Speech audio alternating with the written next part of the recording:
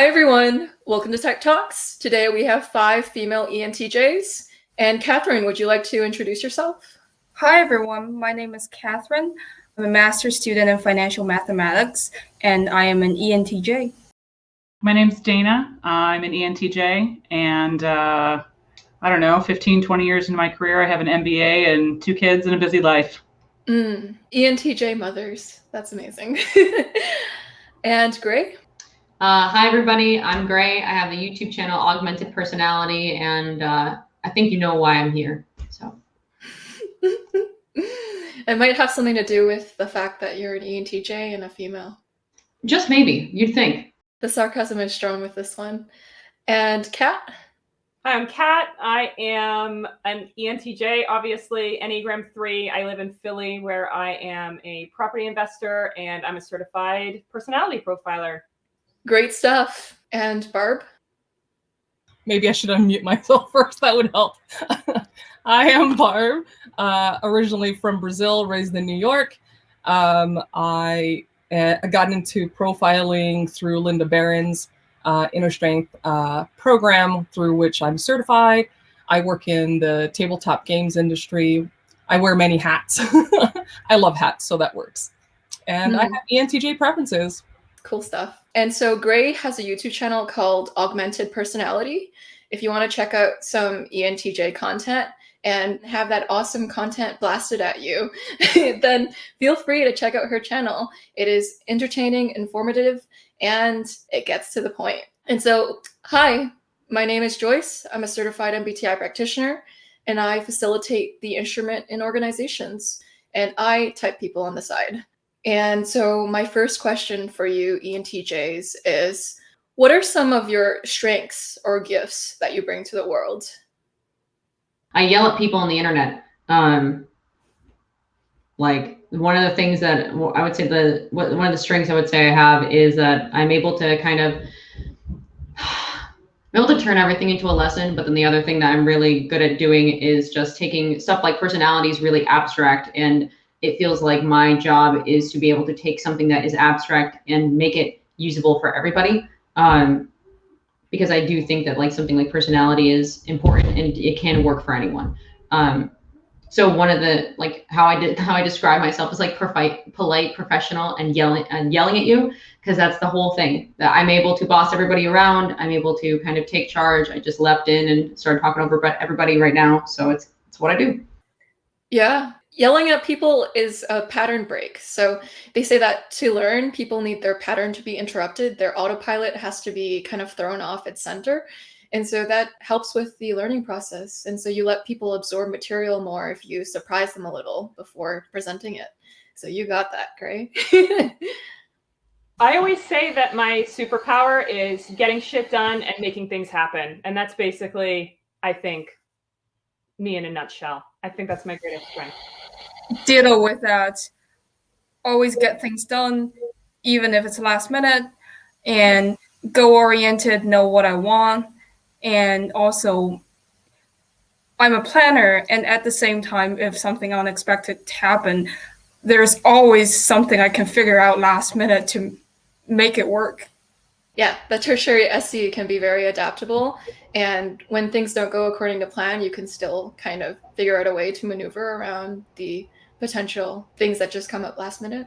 Yeah. I think my core strengths are probably around managing resources, whether it's time, energy, money. I mean, becoming a parent, definitely like had to level up with that.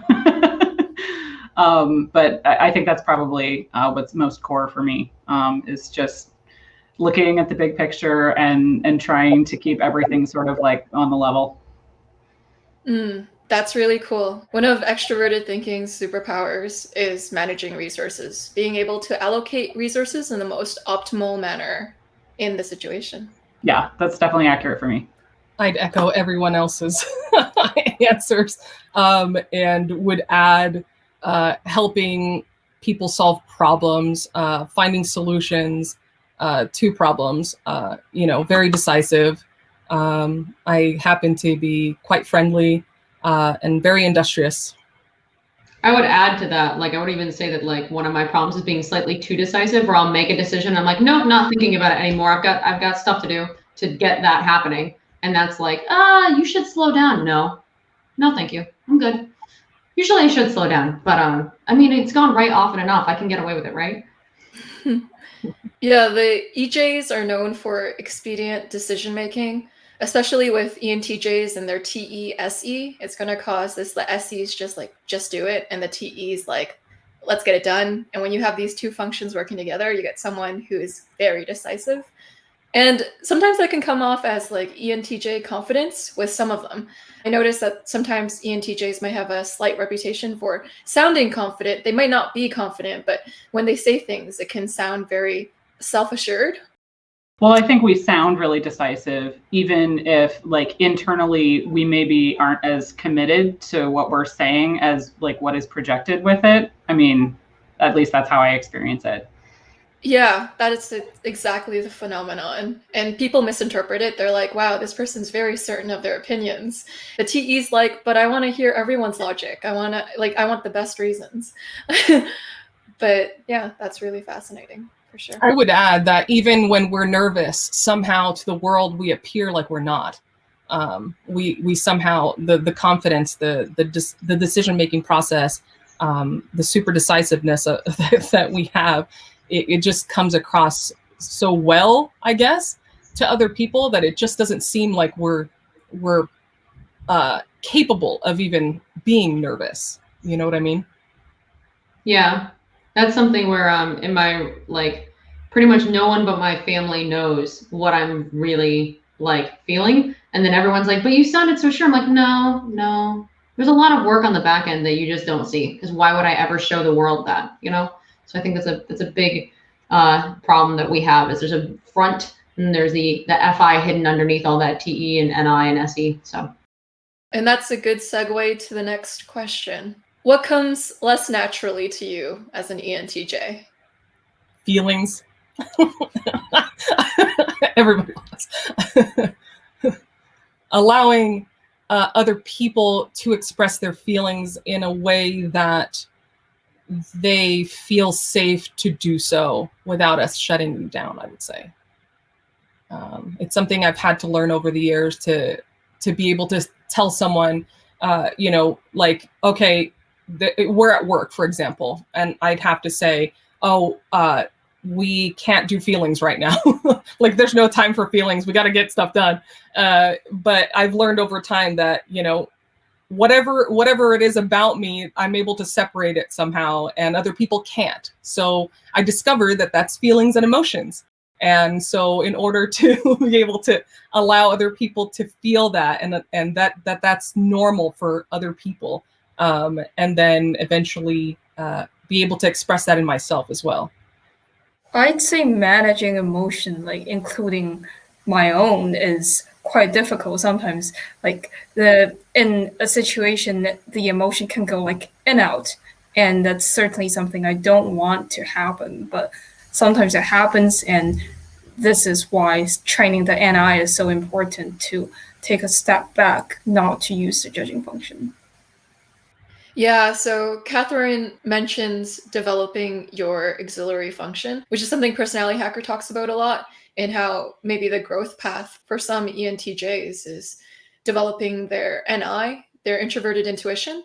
By developing that, it might also help them gain control of their FI too. So sometimes we have access to our fourth function from our second function. So through getting more in touch with NI, slowing down, taking time to kind of zoom out, sometimes it allows you to also tap into your emotions. Because with extroverts, sometimes extroverts like to stay at a faster pace. And so what can happen is they can neglect their introverted functions sometimes. And so maybe a growth tip for some of them is to chill out, and then through accessing that NI, you get a little more in touch with your FI feelings. I would agree with that. I would say that definitely managing my own emotions, but like when it comes to other people, like for me, it's almost like other people's emotions are a problem to be solved. So long as I remember to put on the right face, it still comes across right-ish.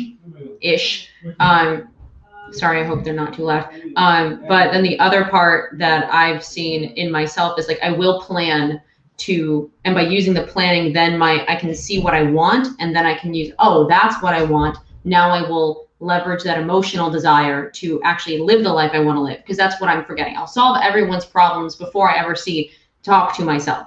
It feels like I'm talking to and running around and expending for everybody. But me, who's her? I don't know her. So that is exactly what it's like. And planning for myself feels allowed, because I will kind of cheat and say, if I plan for myself, then I can take care of other people more. And the math doesn't actually work that way, but it certainly it helps. So. And this shines a light on how TE is also a helping function. You know, helping tends to only be associated to extroverted feeling, but it's just as equally extroverted thinking as well. And so ENTJs actually engage in their solutioning to also help the tribe or help the group out.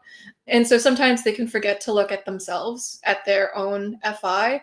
With some ENTJs, it can be a set or forget with their FI. Maybe like they went and looked at it for like a spurt of time, and then they go a long period of not looking at it. And so sometimes it's a stone that hasn't always been turned a lot, if that makes sense. There were some kind of like mandatory trainings when students first go into a new college about like training about counseling or something like that, and saying like, oh, by supporting a friend, you need to validate their feelings and not tell them the solution you think best. And I just thought, I want the exact opposite. I think validating my feelings will not help me get out of the situation I have. I would prefer them to tell me what to do and be very calm and just offer me the solution. Yeah, I would agree with that. I definitely run into like, I've now just started saying, is this a vent or a fix it? Because if it's a vent, I'll shut up. But if it's a fix it, I mean, that's the best part, but it doesn't happen as much as I'd like. It's like, when do you want the action steps to actually like fix the problem? It's interesting because I wonder if the FI-TE axis is like, I'm going to try to explain this, but maybe it's going to come out like, we'll see. Sometimes with extroverted thinking, it kind of sees things as a problem to be solved. And so sometimes, even with its emotions, it'll see its emotions as a problem. They can see that, oh, there's a negative emotion. There's probably an event or something that you can control or to fix, to rectify that. So it's figuring out sometimes the next steps or the things that you can take towards rectifying an emotional situation. I don't know how to explain it, but I noticed that it's an approach that TJs sometimes take, or even sometimes like FPs who are very strong with their TE will take. You see this FI issue, something that's really affecting your emotions or your values. And then sometimes the TE instinct is to figure out an action or a step to take forward to kind of change the situation or to fix it, rectify, or to solution the situation so that FI core unease is able to be solved through the changing of the TE, which is fascinating. I'm actually fascinated by the opposite. How would, say, an INTP approach this kind of issue? I could go get my husband and we can ask him. You have an NTP too? I have an ENTP at home. Oh, okay. Apparently, I wonder if it's the opposite quadra thing. Like, for me, it feels like they have, because they have all different functions, right? So it's like completely, like we just go into a problem-solving binge together, and whatever I miss in the intuition, he's got, and then whatever he misses in the thinking, I've got, so on and so forth. So we're all on the same temperament too, so that is very helpful. Y'all are part of the NT theorists or the NT rationals, whatever you'd like to call that temperament. And yeah, that allows for an impersonal, logical, abstract solving together. That's a dynamic duo, for sure. And so my next question for everyone, how was your childhood like? Or you don't have to you don't have to answer with things that you're not comfortable with, but... Oh, that's a loaded question. Childhood. Well, I enjoyed parts of my childhood. I don't have a good relationship with my mother, but I loved school. I loved the structure of it. I loved the socialization of it. I loved having places to go, from, it's scheduled routine, things like that. I played sports, and so that was also very, very good for me to be able to do as an escape from my home. But what are you looking for exactly? Like, do you want to know, were we able to be ourselves? Because I definitely wasn't able to be completely myself. You know what I mean? As somebody that is always able to tell people what to do very easily, which is my, modus operandi. Like, it doesn't sit well with other people. People just think that, you're, I don't know what, insert negative words here, but it was difficult to maintain close relationships because of that constant problem solving, solution mentality that I have, always wanting to solve people's problems instead of necessarily allowing them to have their own venting sessions. You know what I mean? If somebody comes to me with a problem, I just instantly go into fixing mode, and I don't necessarily think of, oh, wait a minute, like Gray was saying before, I've learned over time to be able to say, wait a minute, I need to check to see if this is something that I need to fix, or are they actually venting? But another issue that I've had is I'm very direct, very blunt, and that doesn't come across very well with certain people. I don't know if you ladies can relate to that, but saying what I mean, meaning what I say, can come across as very rude to other people when I'm not intending to be that way.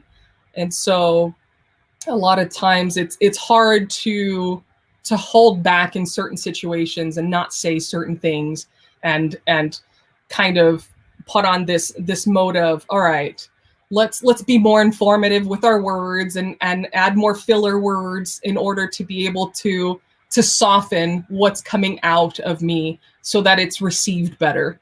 It's a lot of work. It's a lot of energy that is spent in order to be able to do that all the time. And so it doesn't come out all the time, especially if I'm in a work setting. If I'm in a goal mode orientation, if you will, it doesn't really come out very well. And so that's usually looked down on as rude behavior, or I'm a dick, or something to something to that effect. When all I'm trying to do is be the most effective and efficient and just solve problems, because I can see the solution so easily, but it is looked on as criticism. Anything I say is usually looked on as criticism instead of a solution to issues. Sugarcoating can be hard. Yeah. I honestly find it just the best to say what I think. And of course, like, the same thought can have different expressions. Some expressions are better because they're more diplomatic. But at the same time, I don't find it useful to be indirect and say something vague and have other people just misinterpret it, because that certainly, once I tried it, it happened, and I just went back to say, this is what I honestly think, and I tried to just be very polite and diplomatic to voice what I was frustrated with, and it worked out. Yeah, I feel like, so my mom has stories of, like, when I was a kid, we went to this church, and we would go through the common room to go up to where the actual service was, and there'd be all these kids, I'm like 3 years old, so they go, "Hi, Gray," and I would go, and I would keep walking, so childhood wise, I was not a particularly social kid, but I did really well, I would say, at home, because my dad was just like, here, work on the car with me. Here, let's go do physical stuff so you're tired, and by the time I'm tired out, the aggression slows down, right? So he just circumvented and, like, engaged the other half of my extroverted side, right? But then with my mom, my sister's also an ENTJ, And I would say even more intense than I am. So, and I'm 13 years younger than her. So my mom already knew what to deal with. She was like, you're nothing. You've got nothing on Jess. I can handle you. So I feel like I was relatively, I was really lucky. I would say is how I would describe my child, is that I had parents that were understanding of my situation. I think the hardest part was trying to make friends and not understanding, like, I've been called a bully, I've been called a bitch, I've been called every name under the sun that's negative, and domineering. And I had to learn that, yes, I'm like that, but like after I kind of accepted, like, yes, I am like that, then I could start working on it. And the other half of it was, it takes a bully to beat a bully. So I can get I use that to, like, if other people are having problems with other people, I've managed to control my, it's not quite aggression. It's a wrong word, but like there's a certain slap to the way that I talk that tends to be offensive. And I don't mean to. Even when I'm trying to be polite, it doesn't work right.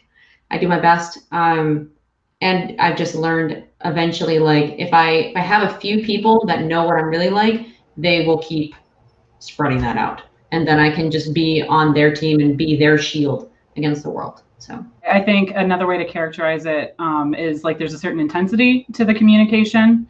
And it's not, like you said, it's not like exclusively aggression. It's just more like when you really pair that, like, perspectives, the introverted intuition with the extroverted thinking. I mean, like, you get at stuff, and like that can be really intimidating for people, I think. Yeah, it does feel like a slap. Like it does. I do realize that when I talk, it sounds like I'm hitting people. So I get it. Like now that I've edited my own videos and I hear how I sound, I'm like, oh, okay. Oh, that's real. All right, fair enough. So. Yeah, no, that totally makes sense for me. I think that one of the things that I had a super busy childhood. I mean, just busy always. And I have one sibling who's several years younger. And so we've talked often about sort of the differences between what he experienced in our household growing up, just being significantly younger, versus, sort of like what my experience was. So even now, as like adult siblings, that's like an experience that we're still trying to unpack. But something that we've worked out for each other is, like, if we call for a check-in, I will, like, we'll get a couple minutes into it, and I will usually say, do you want truth or do you want support? Like, and truth is that diagnostic sort of like problem solving, like, here's what's going on right now. And support is legitimately just that, it's like, I'm validating your feelings, like, this really sounds like it's difficult what you're going through. But like, especially when it's phone only, you don't have any nonverbals. I mean, I'm just calling it, like, what do you need right now? Because I'm not interested in guessing, like, just tell me. So that's been super effective for us. I don't know that I could, like, get away with implementing that with all of my friends and acquaintances, but it's been a good tool. Do you find, because for me in person, oftentimes I can struggle, like, I can, like, read someone else's body language if I'm really paying attention to them, but oftentimes, like, it's like I'll hear, like, there'll be the right sentence, and because my brain has started, the gears have started crunching to start problem solving, it's like I forget that there's a meat person there, and I'm like, no, you can take this, right? They can't. But, like, does that happen to you guys often? Yeah, I find myself, like, temporally not in the same place as the person that I'm sometimes in conversation with. Like, I've already jumped ahead, like you said, to, like, solving the problem, or like recognizing what the pattern is that's going on. And then, like, I jump into, problem solving, and there's still, like, they haven't fully expressed their experience, or they're still in their feels about it, and you can tell they're like, well, wait, what? We're already shifting gears, and I'm like, well, isn't that what you came here for? But yeah, the struggle is real. What about you guys? I often zone out in conversations. Sometimes it's just, I don't know, I think I get the gist of it, and it's very hard for me to just listen to the exact words and showing that I'm listening to be polite. And there was literally one time, I think yesterday, I was calling my mother and we were brainstorming on a question, and she was going on, and then I thought, oh, I thought of something, and it was not exactly relevant to what she said, but then I just thought of the thing, and she thought, and we both thought it was great. And it's just like, I needed the kind of the free wiggle room to let my mind wander. It seems like TE is quite the go-getter in combination with your other functions as well. It seems like it's quite the dominant force in your mind. It's like the filter in which you see everything through. So immediate when situation processes through your mind, you're like, solutions. Do. Yeah, there's definitely a quality about us. Like I've heard the word antsy a lot, and it's kind of just like I have this people perceive me as having this kind of like get to the point sort of energy all the time. People even tell me, they're like, you know, I try to like hurry and like, you know, give you like the meat so that, you know, because I can just feel this vibe from you that like you're ready to just like, and I think as I've gotten older, I've been able to I like to think that I'm a little softer with that than I used to be, but I think we are often we're ahead of people a little bit sometimes in conversations, and we get a little impatient at times to get to the point and kind of like, okay, like our TE's like, all right, so what do we need to do with this? Like, what's the point of this conversation? Like, what, you know, what's the action item? What's the step? What's the, like, what am I doing now? And that can be challenging. But I think, you know, one thing I do feel that's been a real positive for me is, you know, we're talking about like the feelings too, and like that kind of, I don't know, just the way we're perceived is being a woman. We're sort of forced as we're growing up to kind of present in a more like typical female way. And I think that's been a benefit for me, and that I've had to kind of learn better how to manage my the way I am perceived by others and the way I come across, if that makes sense. And I like to think that's sort of like an advantage we have over ENTJ men, because we're kind of forced to develop that skill a little bit more. Yeah, the getting to the point is super ENTJ. Sometimes it's a good differentiator to tell apart ENTJ from ESTJ in some cases. So with ESTJs, sometimes with the SI and the NE, they can give longer-winded stories, and sometimes they don't get to the point. But there are some ESTJs who don't have that. But that's one way to definitely distinguish ESTJ from ENTJ, because ENTJs, because of the NI SE, can be a little bit more, here's the main idea, here's the main focal idea, and this is what you need to move forward. So even with this conversation, I think we got to the meat and potatoes, or the core concept, within a matter of a few minutes. It just took, it took a few minutes, and then we just distilled to the essence of the question I was asking. And there was not a lot of storytelling at all. It was more like, here. Now this can get complicated when an ENTJ is in their NI and they're wandering the contents of their mind. Then maybe it might be a little more loody-doo-doo. But on a general whole, that's a small difference you'll see between the ENTJ and the ESTJ. With SI, it tends to state sometimes very specific, very particular details to their own past experiences or to their own experiences. Whereas like ENTJs do that a little less, unless it's very pertinent to the main idea of what you're talking about. Yeah. And so that brings us to our next question. What differentiates the experience of being a female ENTJ from the experience of being a male ENTJ?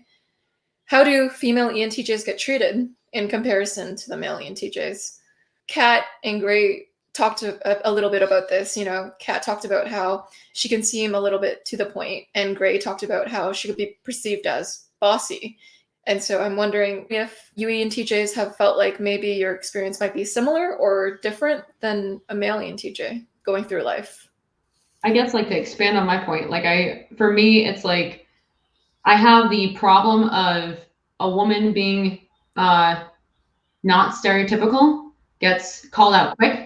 But the benefit is that a lot of male ENTJ, like especially, you know, men are already told to stuff their feelings down, right? So they have, it's like the FI problems are even worse, because like for all of us, like are going to have the really horrific doldrums. We're going to have the really horrific, do I know who I am? The really bad, like, am I really standing up for what I believe in? Because we're not spending enough time looking at who we are. But, you know, we're told to go look at that. We're told to go explore those emotions. And as much as we don't want to, we're at least directed to do that slightly more often. Well, maybe we'll take the hint if it's bashed into our thick skulls long enough, right? But for men, when they're told to, on top of having the temperament of insanely externally driven to solve problems, naturally as an ENTJ, to be told to then stay away from whenever they have the horrific FI swings, they're punished for that. Like, I don't know. I feel I would rather be a woman in the ENTJ than a man in the ENTJ, personally, because I might have gotten crap from my friends and I may not be stereotypical, but I got help early, and we are not an easy type to be. I personally do not like the FI, but I think for an ENTJ female, what we often have to do is to use FI to mimic FE. This is like you are a right-handed person and you are asked to use your left foot to write. I think, like what Kat was saying earlier, we end up having to learn to be more flowy, to be able to adapt better into whatever situation is necessary because we are women. I know that it is difficult for men to be around me, for example. Some men, not all men, obviously. I'm just generalizing here. But I know that there are a lot of issues at times that when I have the answer, I have the solution, or I have the ideas, and other people don't, and I'm usually around males, and so, you know, they feel emasculated. So I've been told by other people. I've never been called names to my face. The only thing I've ever been called as a child, for example, is bossy by my sister, or I've been referred to as cold as ice because I just didn't cry at all, you know, like a emotional movie or things like that. Or I've been called a robot at work, but I've never been called names or anything like that. I had to go through life really studying other people's behaviors towards me, and then figuring out what's actually happening.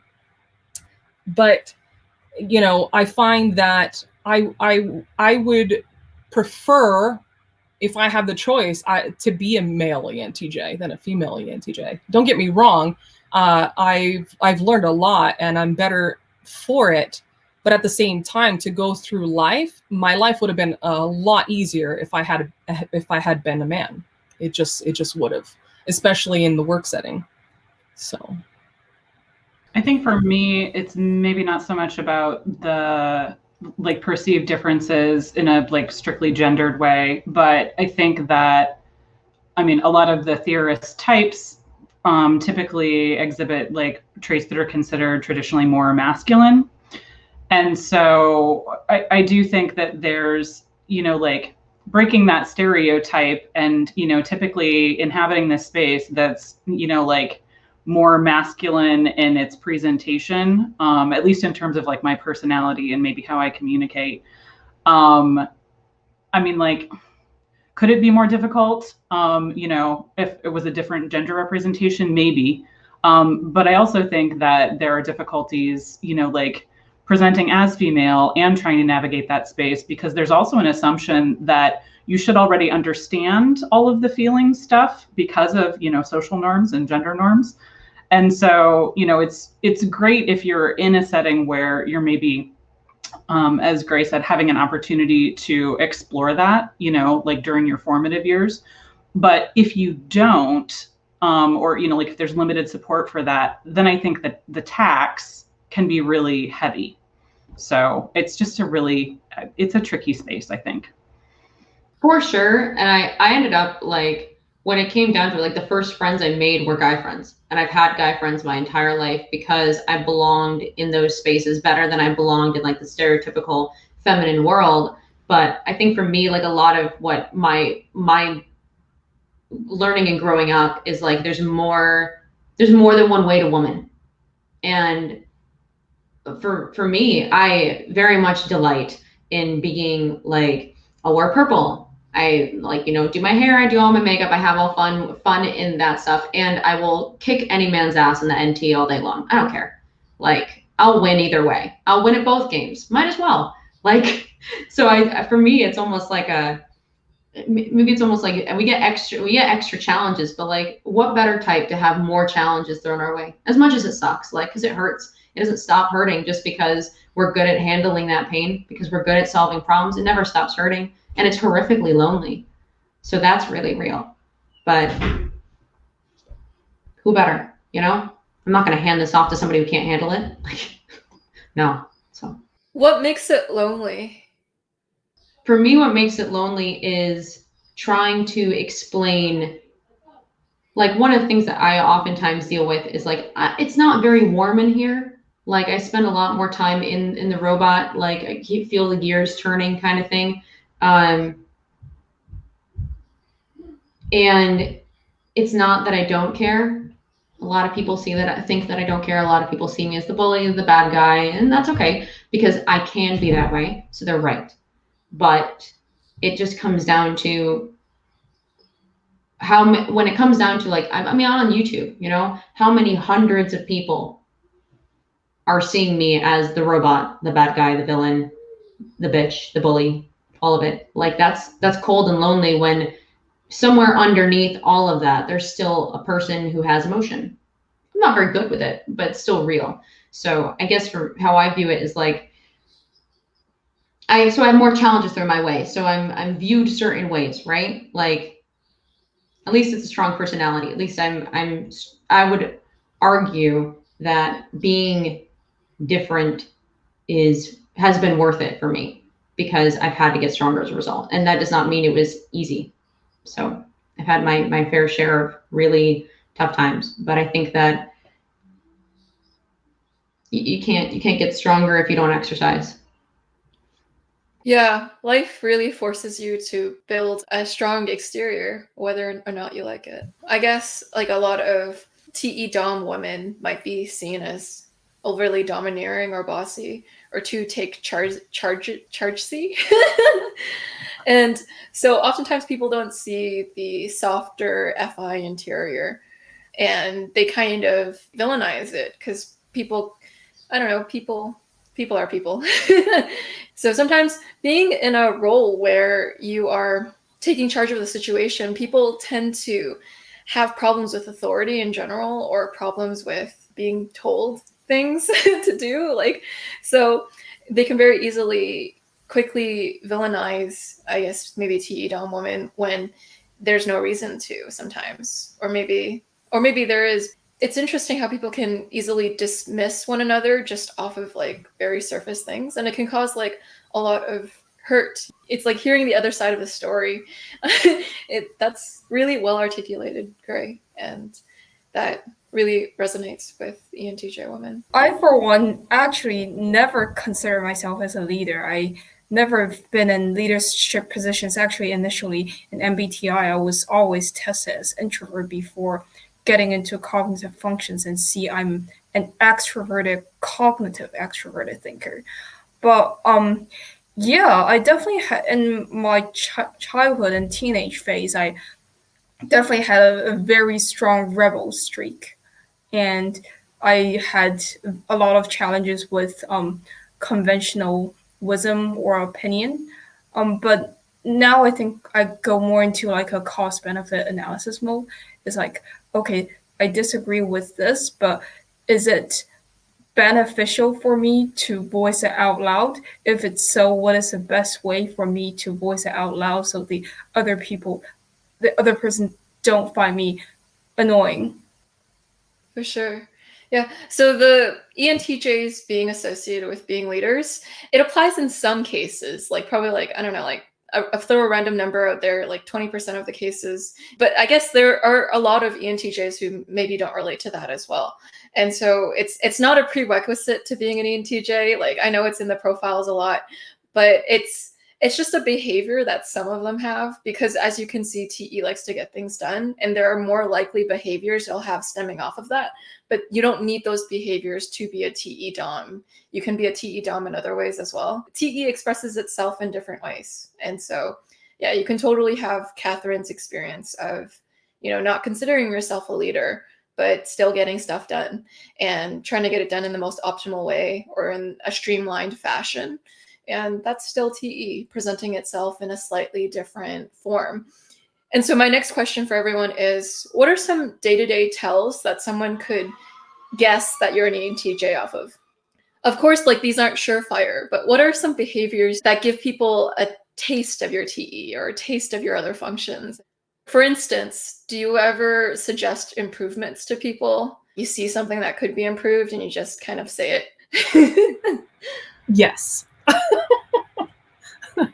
Yeah, that's something I can't help. And with my husband, for example, this happens all the time, and he's a saint, of course, to deal with me in that sense. But he understands that what comes out of my mouth isn't actual criticism towards him or towards what he is doing. I just actually want to understand the process of what led him to make those decisions. I want to understand, the logic process that he underwent to do things. So for example, he'll be in the kitchen doing something, and I'll get in there and I will see that it could have been done this way, that way better, or clean as you go and what have you. Why are you doing it that way is the question that I'll ask. And of course, to most people that comes across as very rude. But it's just instinctual. I can't help it. I ask why to everything all the time. Why, how, and so I just need to understand the process. And once he tells me, I'm like, oh, okay, and then I will, hey, did you know, I'll offer a solution. I'll say, did you know that you could do it like this and it'll be faster or, cleaner or whatever, more efficient. And he'll be like, okay. And sometimes he'll implement that and other times he won't. And, I just walk away and let him continue doing his thing.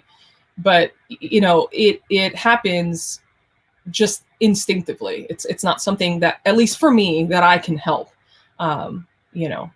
especially if I'm in a position of in management.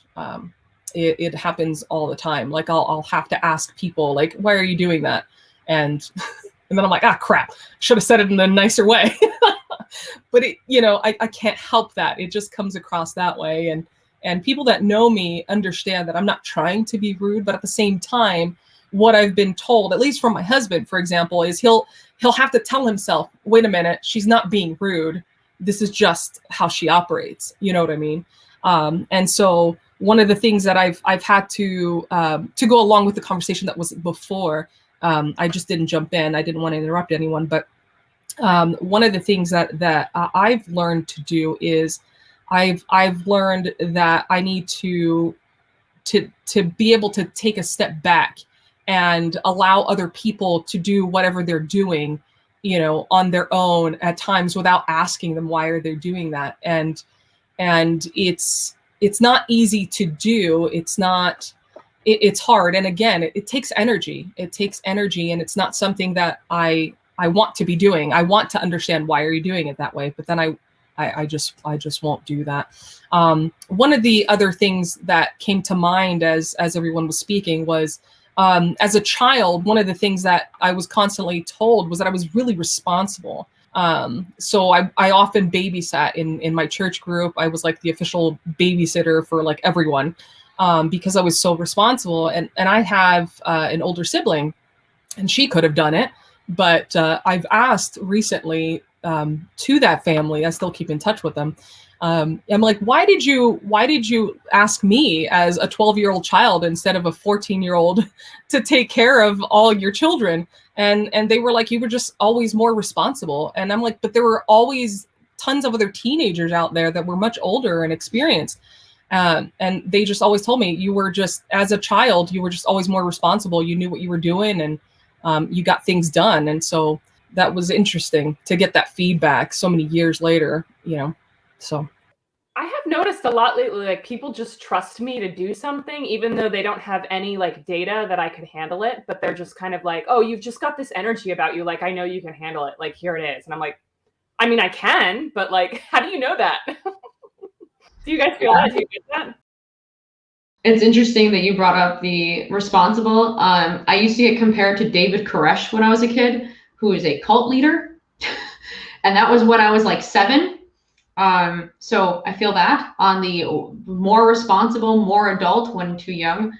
I will tell you that I'm lazy and I'm productive. But if you follow me around all day, it's obscene because I was talking to a friend the other day and I went through what my daily to-do list looked like. And he was like, what is wrong with you? And was like slightly offended by like, you take no breaks. You don't slow down. Like, where is your lunch? I'm like, what lunch? I'm not hungry. I've got stuff to do. Like I can't think so it's just that you wouldn't know, because if you listen to how I talk, right, I'll say, oh, I'm lazy. I don't get anything done. Oh, I procrastinated. It's like, yeah, you procrastinated by getting the entire house cleaned and all of the chores done and every video but the one you wanted to edit because you knew that I knew that I screwed up, right?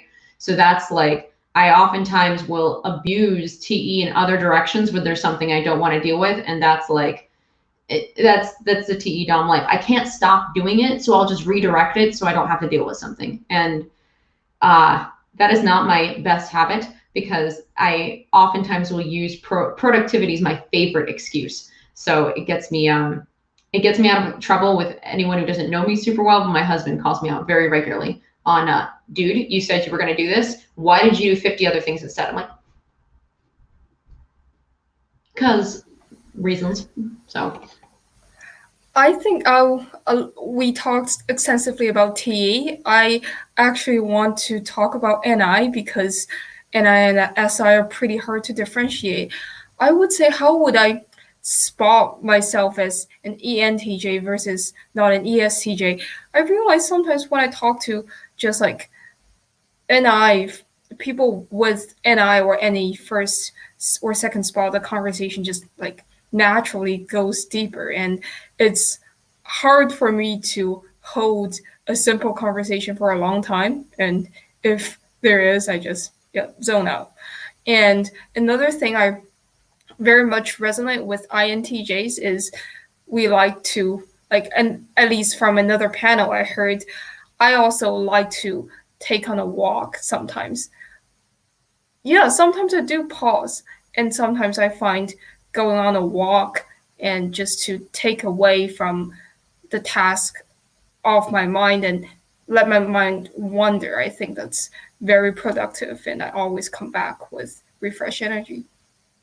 Yeah, one of the things that neuro-linguistic programming teaches you is that sometimes the most productive thing you can do is let your mind wander, because if you're letting yourself relax while a problem is on the back burner and you don't have the correct solution for it, sometimes that moment of taking your eyes off of the problem will actually help you find the solution to that problem. And so walks are powerful in that way, for sure. And so to piggyback off of Gray's TE traits that she was mentioning, I once had this TE Dom female tell me how many books she read in a month. And I think it was like 40 or 50. Like, I know that's a lot. But yeah, those small little things, like when I look at someone's schedule or calendar and I start to like go like, oh, how do you do that? How are you human? Are you gonna break down? That looks like a lot. But it's almost like with TE DOMs, sometimes you'll find with some of them projects after project after project that they're doing.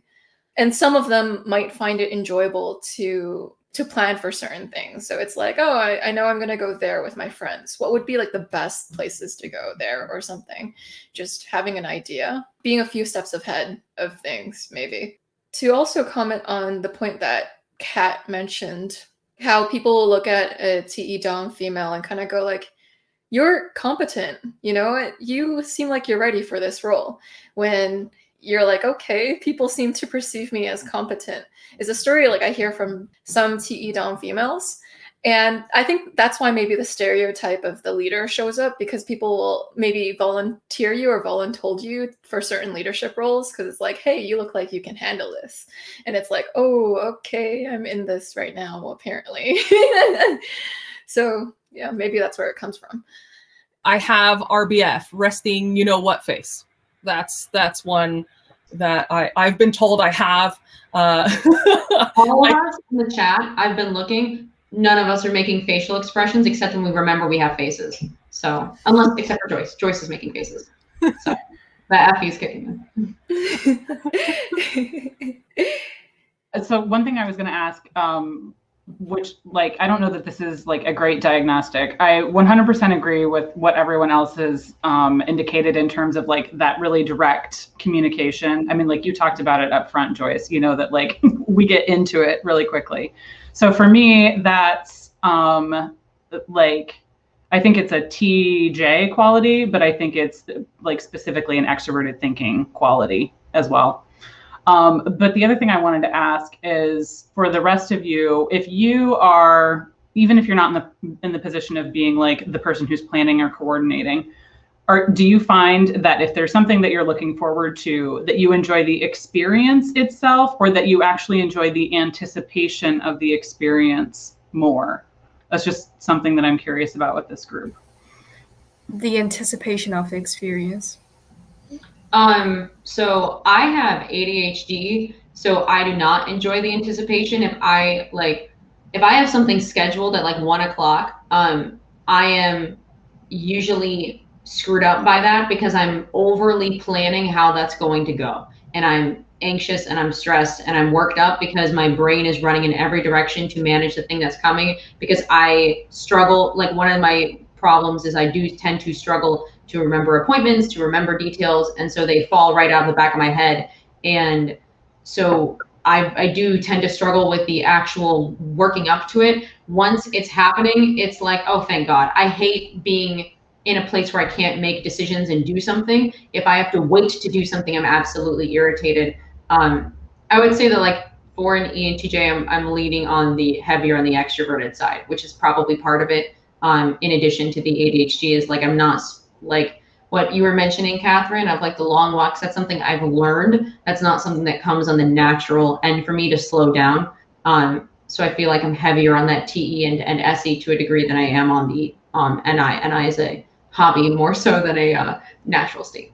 I find being present always just really challenging. I think I've gotten a little better at it as I'm getting older, but just being present in the moment, I'm always somewhere else. I'm right.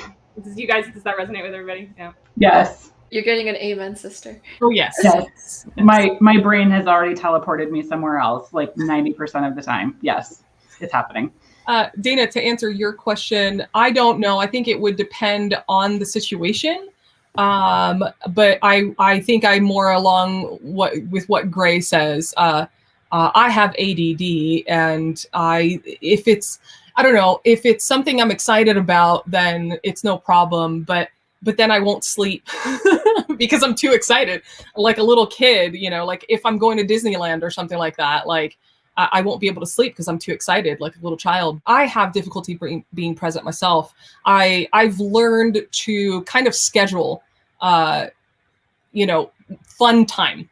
I have to, like, I have my work time, and it's most of the time, and then I have my scheduled, fun time, and I have to set up those boundaries, pretty strictly. So if an employer or, somebody contacts me to do work-related things, I have to let them know, hey, my work hours are here to here, contact me later, or I'll contact you or whatever.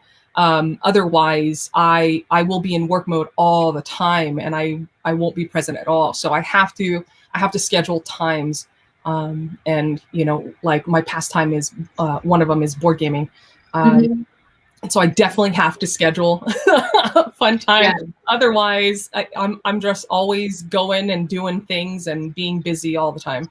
It feels like almost for me, like there's present problem solving, which I'm definitely present in the problem solving, but then there's present for myself, which is an entirely different conversation.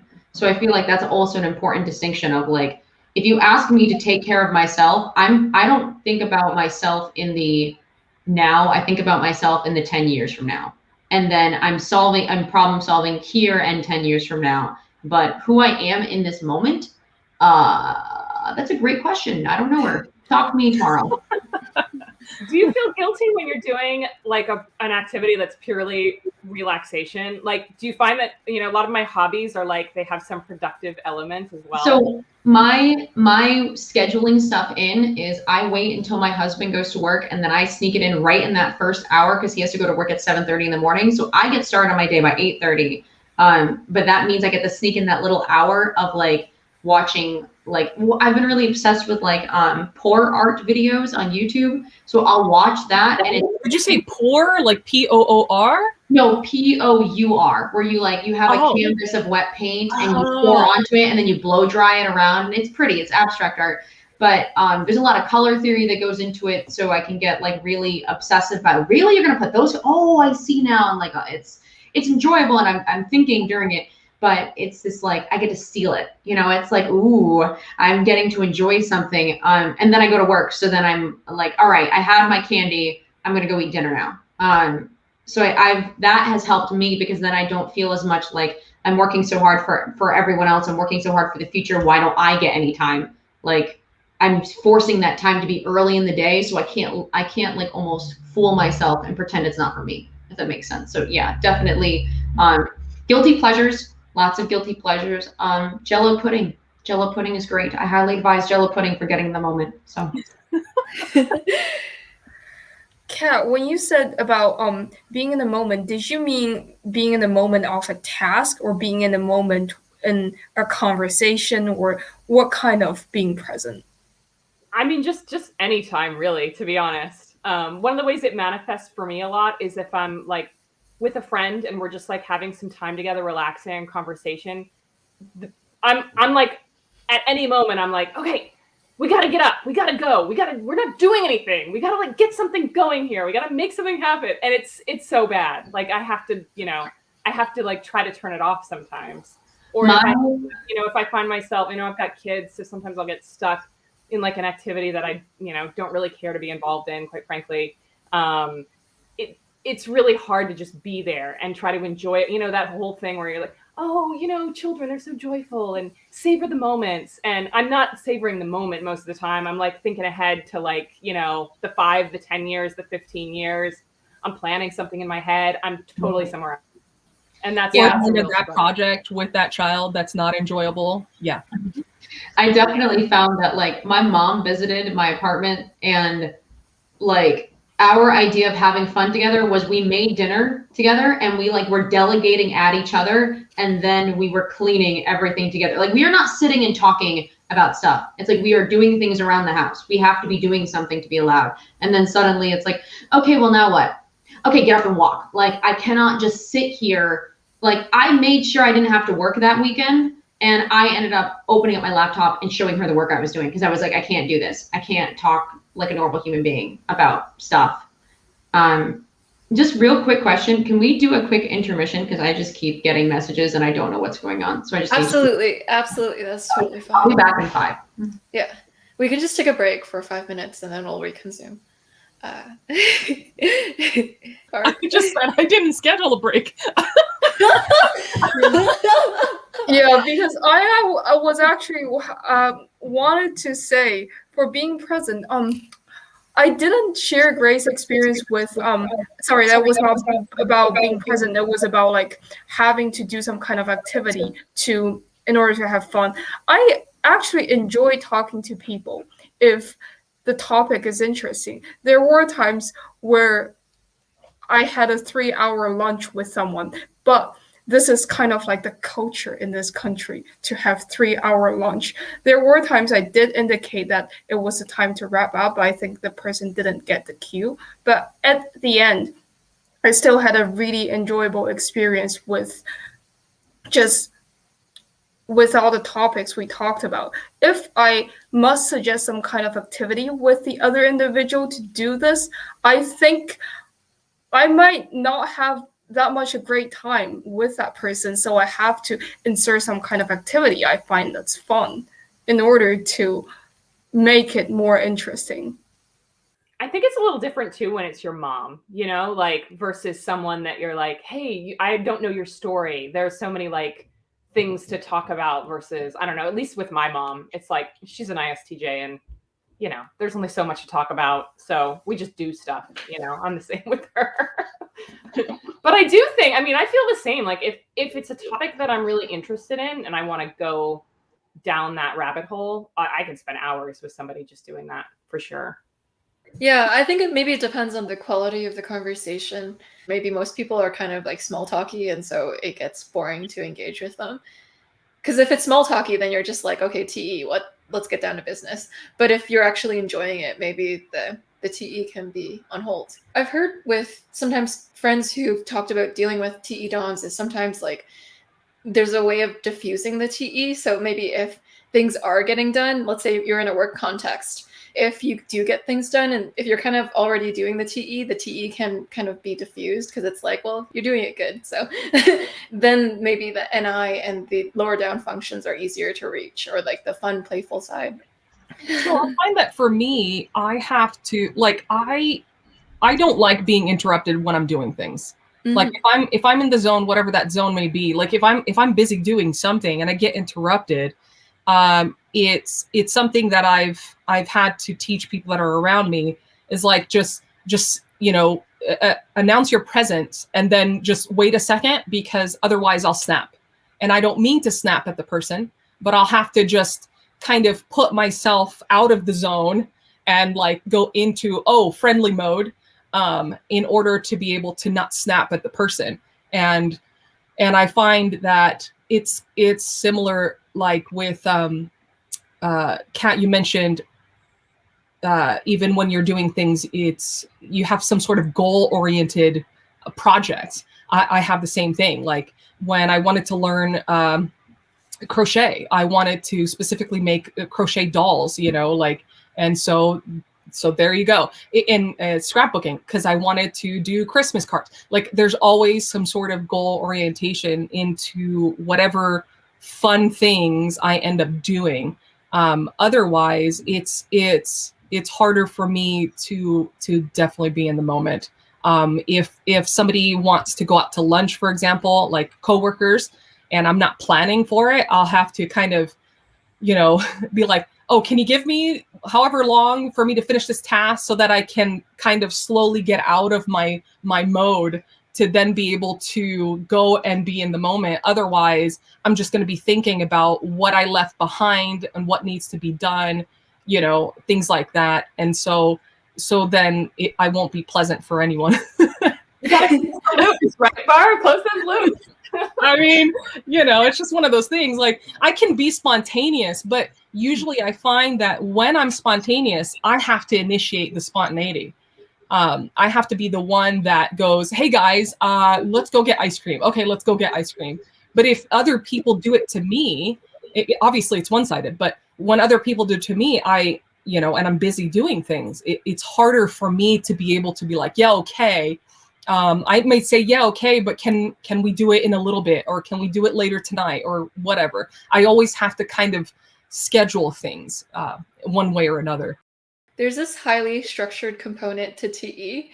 I do coaching, and sometimes when I coach TE DOMs, they'll kind of ask me, what are the next action steps? Or what is your objective? Like, what is our objective for this session? And I wonder if they do it with therapy too. It's like, maybe if you're in a therapist's office, you're going to wonder, what issues am I going to specifically tackle? And you're going to have like a goal of like the issues that you want to get better at right away off the bat.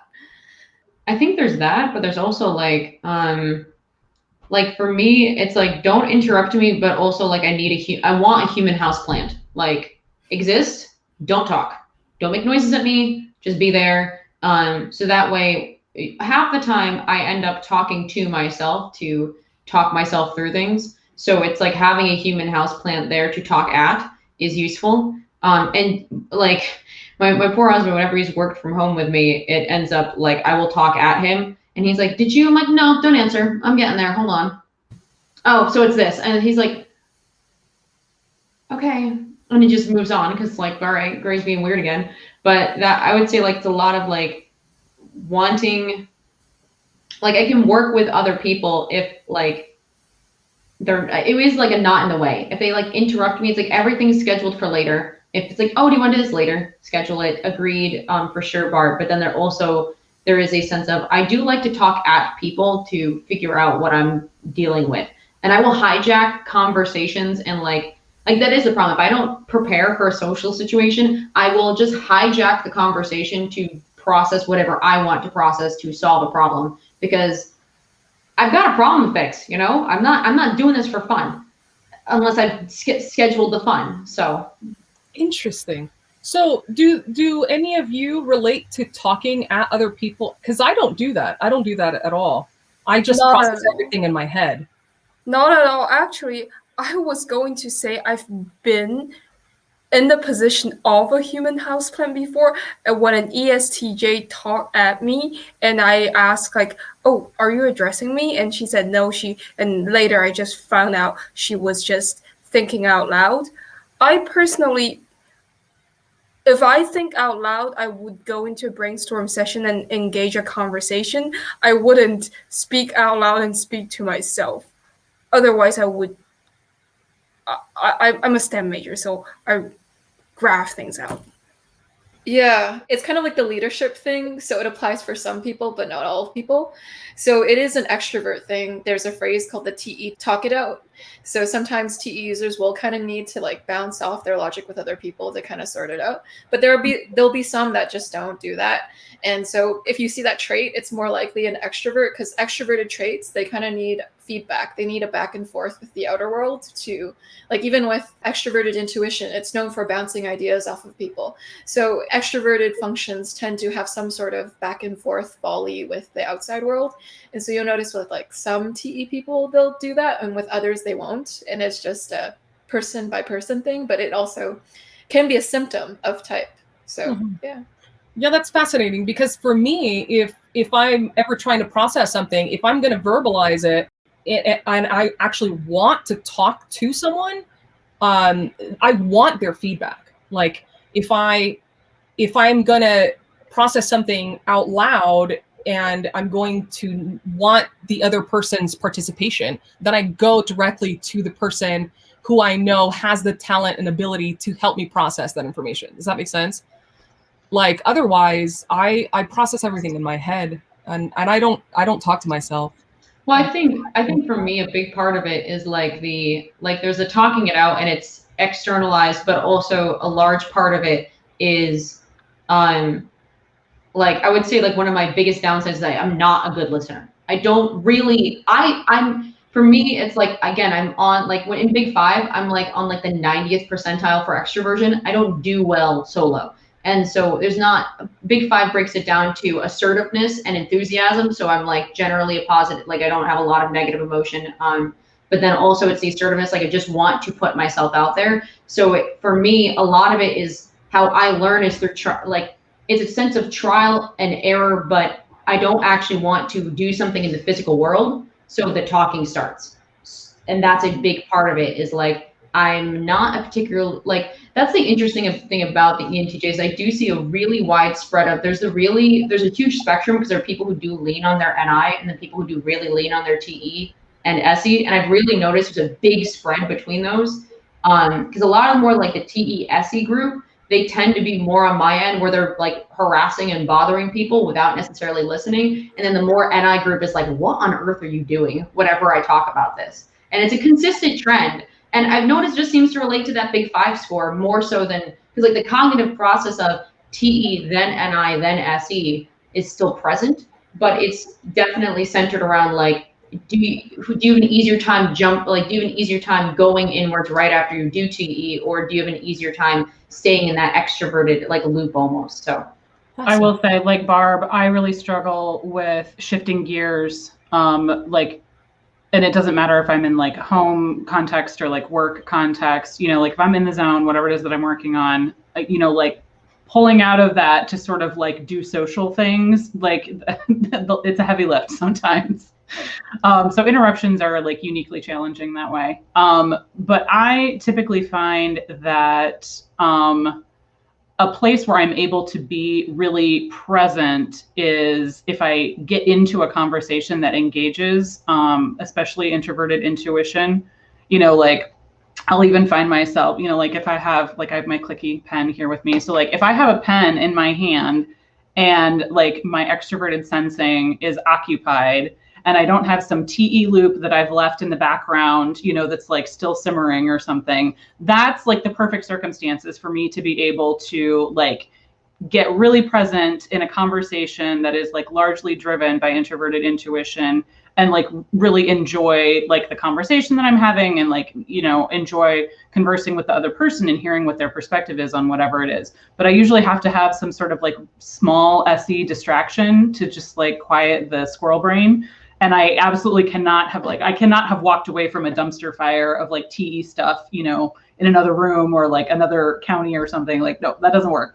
Like, I know that dumpster fire is burning and it's going to be there when I get back. Yeah. So yeah, it's a very intentional sort of like, like there's some psychological safety in like building a container for myself to be able to be really present in those types of dialogues, I guess.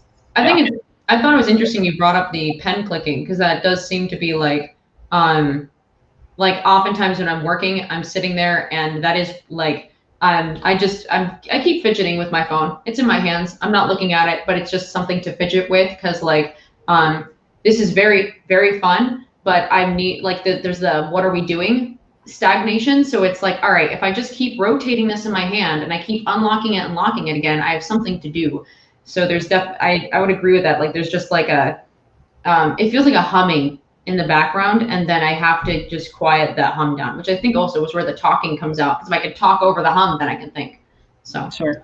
No, that totally makes sense. My sibling also has ADHD, and we've talked a lot about like, like what that behavioral process looks like for him in similar circumstances. And he's more extroverted than I am. And like, I've always wondered like how that experience is for him in those kinds of circumstances. For me, if I don't have something to fidget with, I tap my feet a lot. So you'll see the camera kind of moving a lot. And I'm like, crap, stop. You're moving too much. But I actually have a fidget spinner that if I happen to not have a pen or something like that, I just grab the fidget spinner and I just play with it.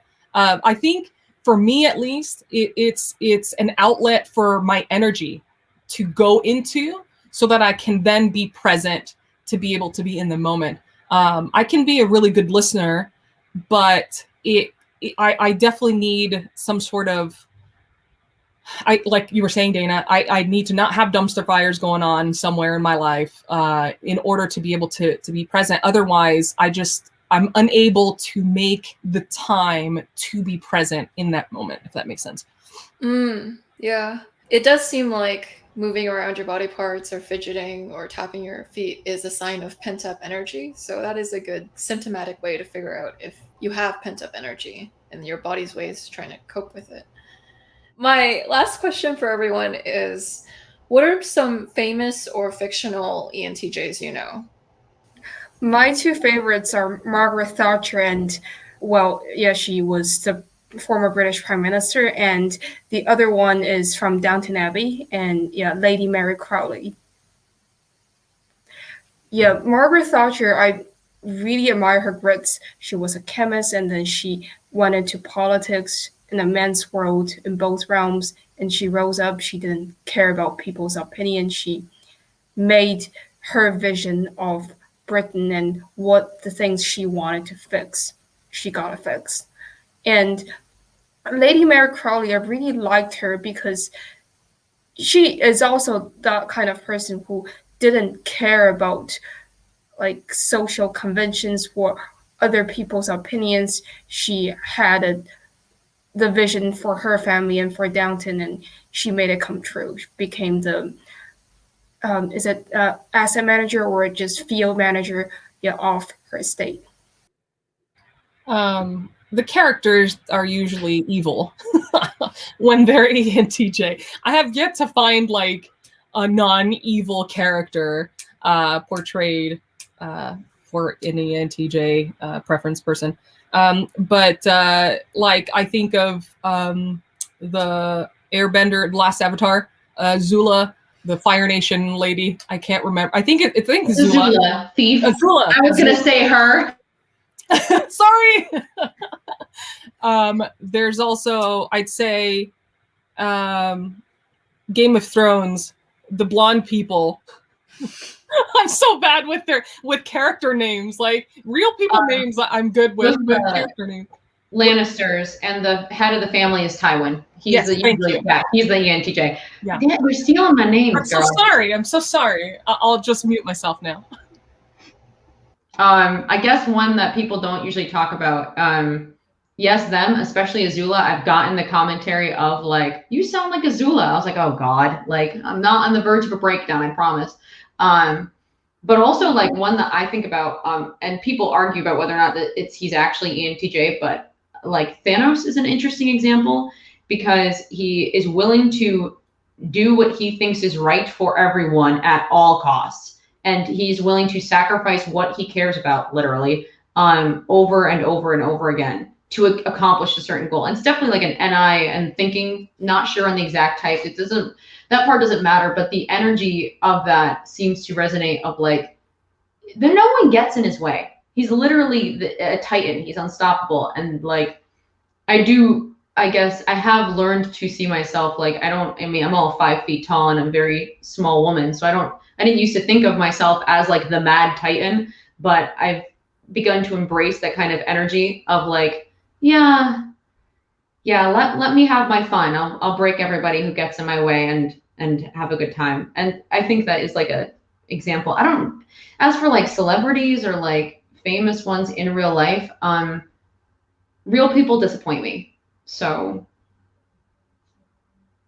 I don't know. Maybe I like me. Good example. I've been thinking lately about Meryl Streep's character in Devil Wears Prada. I don't know, she's sort of based on like an Anna Wintour. I think that's a pretty good example of a female ENTJ, unless any of you would disagree. I don't know that I necessarily think about it in terms of specific characters, although Mary Crowley, like 2 thumbs up, truly. But like, I'm always sort of interested in like folks in real life, even if they're like, kind of removed from us in that celebrity way, who are like really occupying either the entrepreneurial space or, just the like 0 F's to give space. I mean, like, these are the people I'm interested in getting to know better. That's what I'm here for. So like, it's interesting to see that like represented in a fictional character. But like, I'm increasingly like more interested maybe in like trying to find, like without ascribing completely to type patriotism, like trying to find and connect with those people and like figure out how they are going about their lives in real life. Like, I think that's a little more like interesting to me. It's still like lifelong quest. I have no delusions about that, but yeah.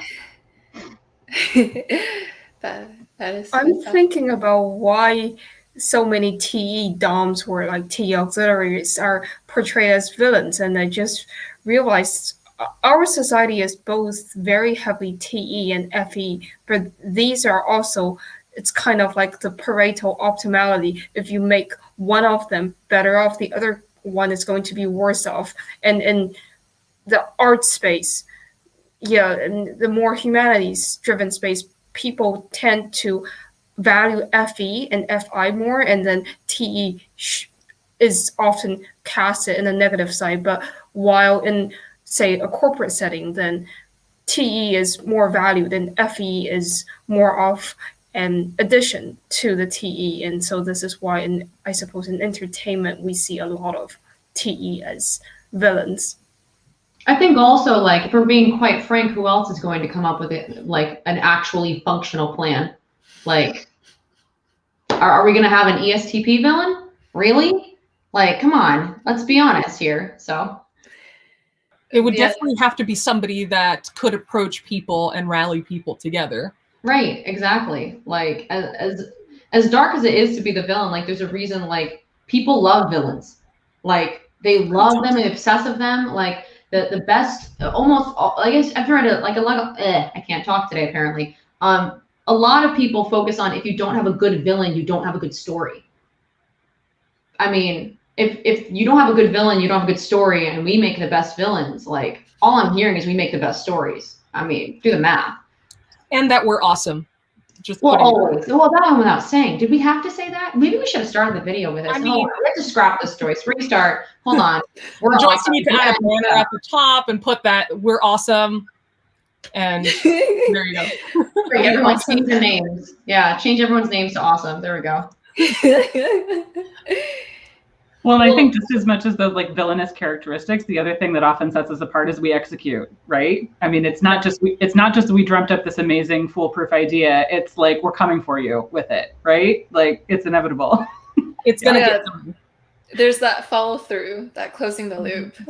I guess Yeah. that's why they make good villains, because if you had a villain that never went along with their plan, then you just have a really Can you bad villain. Right? All you've got is some weak sauce.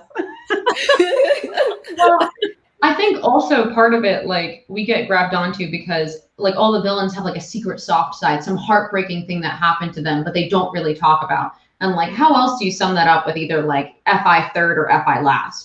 Of like, they go back and they have that one picture of their daughter who died tragically in this thing that they're trying to take down, like, and the hero's trying to stop them. Like, clearly, you know, we get the idea. Like, struggling with emotions apparently is villainized, quite literally, but it's what makes people so driven to do incredible things. So I think like, kind of related, like, one of the most powerful things about being an ENTJ is like, when we do finally figure out what we want and we have that vision nailed down, like, there is nothing between us and success. You know, like, we've got multiple entrepreneurs, we've got multiple people who are high up in their careers, we've got, you know, Katherine's really working hard at that to some degree. Like, we're not a set of people who just postulate all day. We're movers and shakers and Disruptors. yeah. But don't force us to actually shake in real life, because that's gonna be awkward. We need to have an ENTJ dance party at this instant. Oh, that's it. There goes the camera. I'm out. Sorry. Bye. The only thing between the ENTJ and success is the FI. Yeah, if you have a great enough why, you can accomplish anyhow. And so perhaps that's what makes them good villains. They have a really good why, and so they can accomplish anyhow. So it's a bit of a compliment too. And so thank you everyone for coming out and showing your let's get things done attitude and spirit to the world. There's this ability for you all to have this straightforward communication style that really gets the point across, and you're able to really optimize the way that you expend resources in the way that's most efficient and effective. You know, if everyone listened to you guys, we'd have a more efficient and effective world. And so I appreciate the really structured plans you all put together and the no bullshit tone of voice y'all have. You're able to communicate things in a way that it kind of makes people listen, because the lack of sugarcoating actually creates a stronger message. And so if people listen, it's more influential.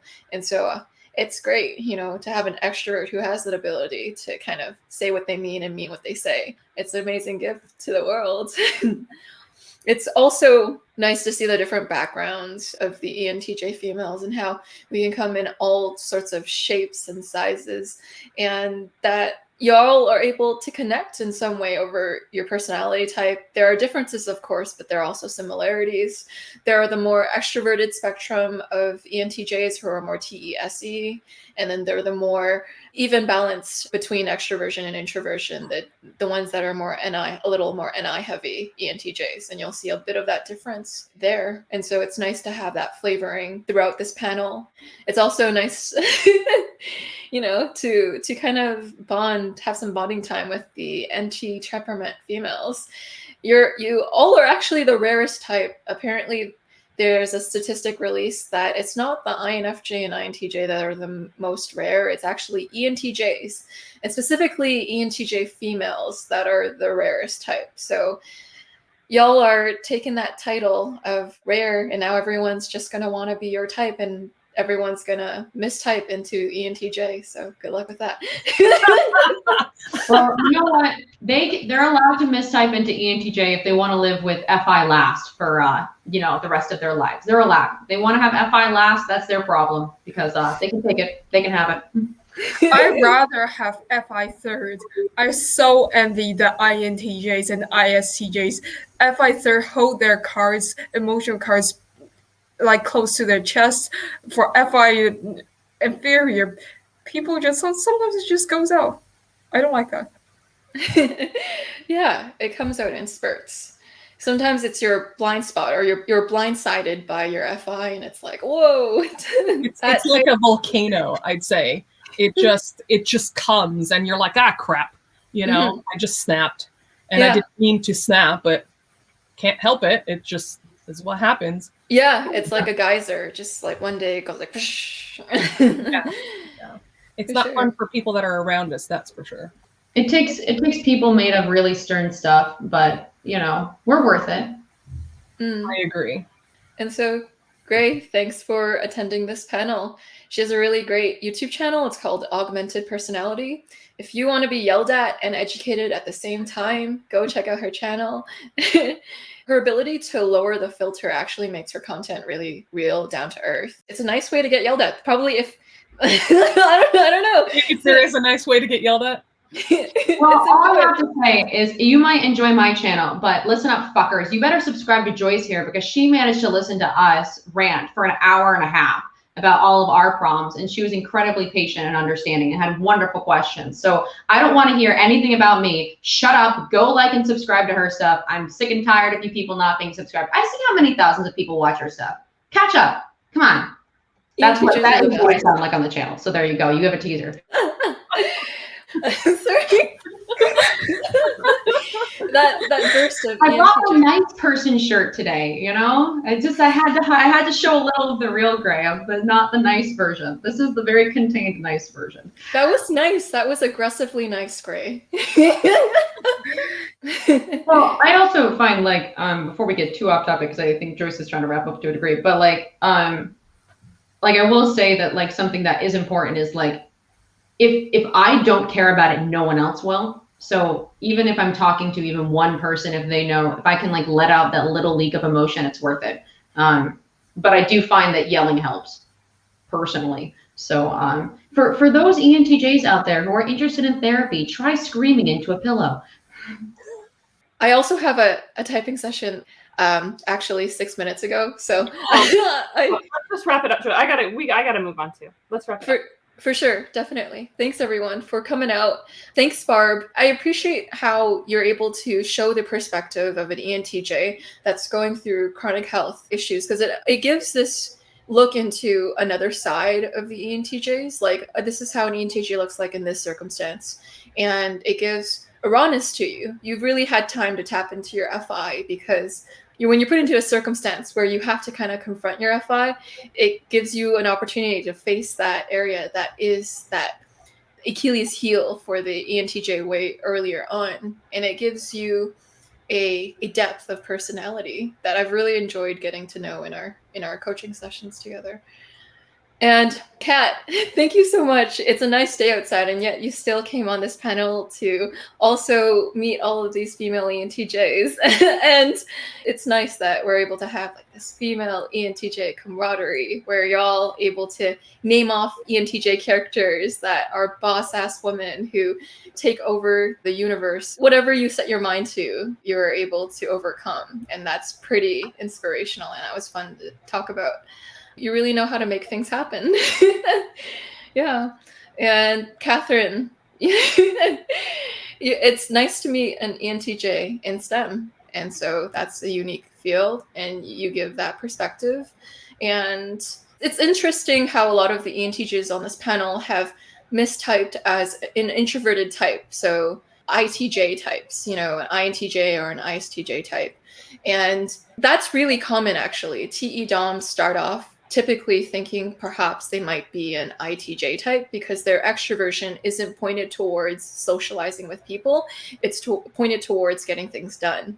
And so oftentimes a lot of ENTJs start off their journey thinking they're introverts when they're really extroverts, cognitive extroverts. And so it's nice to hear your story, Katherine, telling me that you started off thinking you were an introvert and now you've realized that you're a cognitive extrovert.